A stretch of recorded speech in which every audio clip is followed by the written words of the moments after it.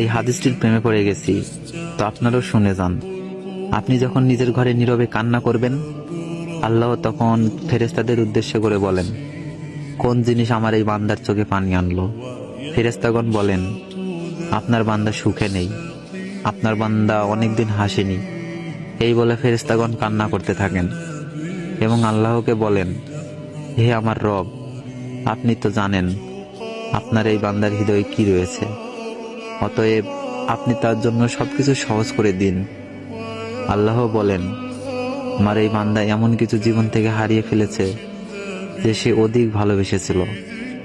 অতএব আল্লাহ বলেন, আমি শপথ করছি, আমার বান্দা যা তার জীবন থেকে হারিয়েছে তার চেয়ে উত্তম জিনিস আমি তাকে এনে দিব, যা দেখে দুনিয়া ও আখিরাতে সবাই বিস্মিত হবে।